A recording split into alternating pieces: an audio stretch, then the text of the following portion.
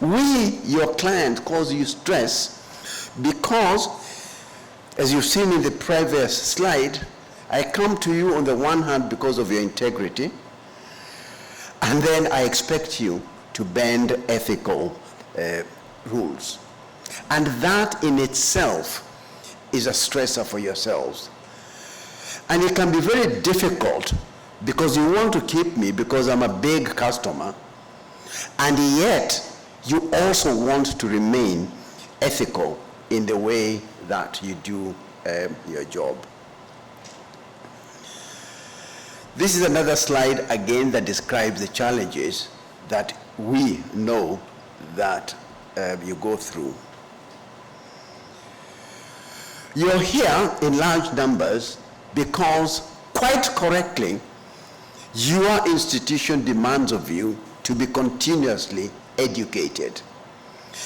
Because your profession, again from what I can gather, is a very dynamic one.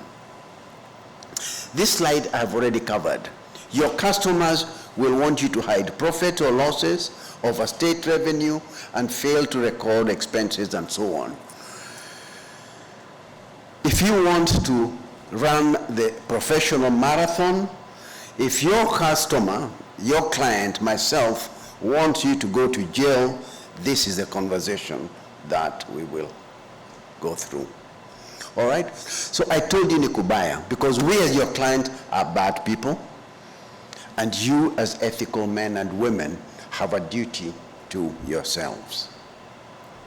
So now I come to my third point. What can you do about this very difficult situation? And what is possible at the individual and institutional level? The first thing, and as your own colleague, whose slides I showed you at the beginning, it's amongst you.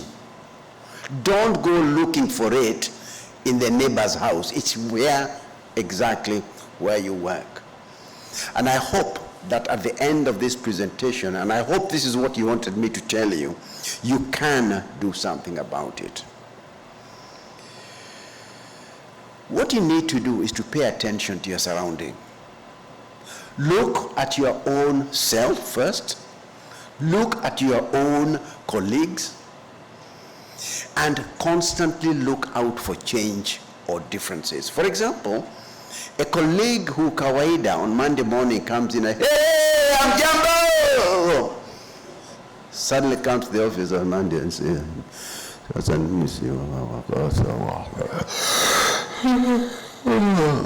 now that's a different guy from the usual one. And rather than hide away from them, at the very least ask yourself, na huyu je?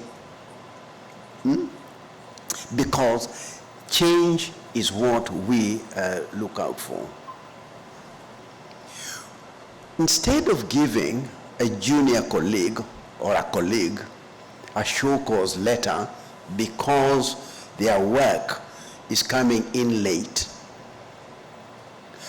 ask yourself, this young boy or girl has worked in this institution diligently for 5 years. Suddenly, the work has become poor. Why? People don't just change for no reason. And as I will show you, depression is a very common condition.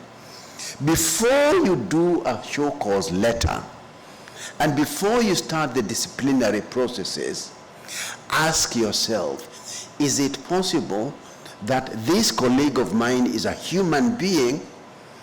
And Frank Njenga told us in Mombasa that depression is one of the most common reasons that people produce shoddy work. Now, perhaps it's true. Even their parents, when you see a work colleague, for the sake of argument, take a lady, who for as long as you've been working together, it is obvious that her hair is properly done, the way she presents herself, anakuja anavaa nguo kama gunia ya brown ya makaa. Ask yourself, this lady, she's my sister and we have worked together. Mbona sasa anavaa gunia ambayo imenyeshewa? Mbona nywele, hata even men like this one who has a beard now, yeah, this one, unaona, normally his beard is nicely trimmed. Anakuja kazini kwa soup hapa ya mbuzi, uji ya jana. Ask you, why is na ugali hivi? Why? It doesn't take a big scientist to know that things are not going well. You see there is a change. Be particularly careful during transitions and when you know either your institution or the individual is going through a difficult time, dealing with a particularly difficult client, going through a particularly difficult season, going through a transition in the profession. What I'm saying, ladies and gentlemen, just have your hand in the pulse of your colleagues and look out for differences. And for the purposes of today, all I expect of you is to ask yourselves, is it possible Frank Njenga had a point? There's a slide I showed you earlier. Maybe you didn't see it, but very tragically, accountants, being normal human beings, also die of suicide.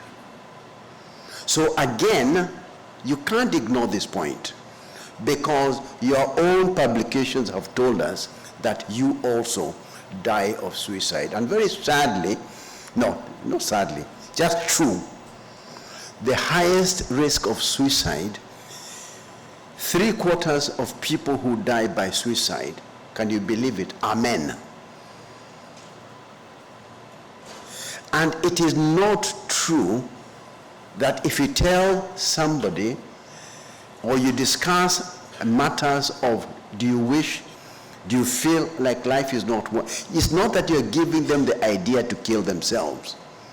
You may be, as I'll be showing you in a little while, saving a life.